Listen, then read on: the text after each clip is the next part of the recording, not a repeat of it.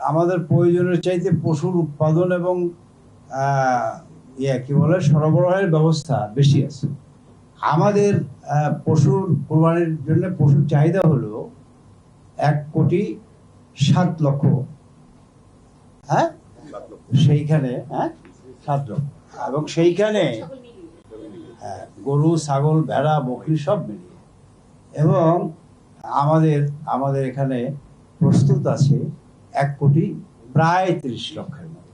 সুতরাং এগুলো তো আমাদের বাড়তি আছে। শোনেন, আপনি কোন কোন চ্যানেলের? আচ্ছা, গুড। আপনাকে একটা জিনিস বুঝতে হবে, বাজারে যে কোনো পণ্যের দাম ফিক্স আপ হয় সরবরাহ এবং চাহিদার উপর ভিত্তি করে, ঠিক আছে?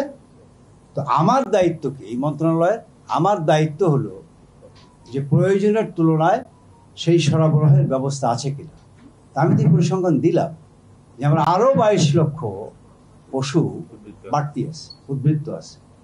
সুতরাং এখন এটা হয়তো হয়তো আমি অফ দ্য রেকর্ড বলতেছি, হয়তো আজকে কেউ এইটা নানান ভাবে হ্যান্ডেলিং করে দাম বাড়াইতে পারে, গরুর দাম চড়া হাঁকাইতে পারে, কিন্তু দিন শেষে at the end of the day ওদের কিন্তু মাথায় হাত পড়বে। কারণ এই গরু তো আমার যোগান আছে, এই গরু তো আমার সরবরাহ করার মতো মজুদ আছে। তো সুতরাং যারা বিক্রি করবে তারা তো এই বাজারের উপর একটা চাপ সৃষ্টি হবে।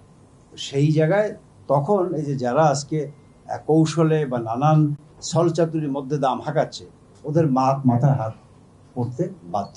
দাম ফিক্স আপ করার দায়িত্ব আমার না, দাম ফিক্স আপ করবে বাজার।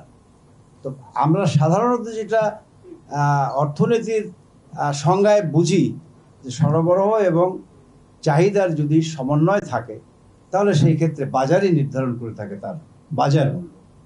এখন আমি বাজার মূল্য কি করে ফিক্স আপ করবো? আচ্ছা, 12 টাকা 13 টাকা পিস, এবং এটা যখন আমরা তাদের সঙ্গে বসি তারা একটা অজুহাত আনে, আমাদের এই কি বলে খাদ্য শস্য দাম বেশি, আমদানি করতে হয় বেশি। আরে কি বলে,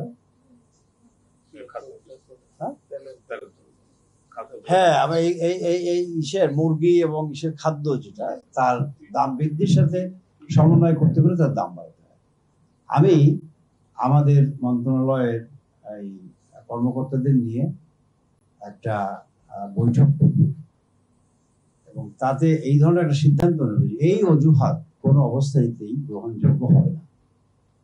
প্রয়োজনে আমরা তাদের সঙ্গে আবার বসে তাদের একটা ডিমের উৎপাদন করতে কত খরচ হয় এবং সেটা তাদের লাভ কত নেবে তারা, তারপরে তাদের সেই দাম ফিক্স আপ তারা করবে, ঠিক আছে?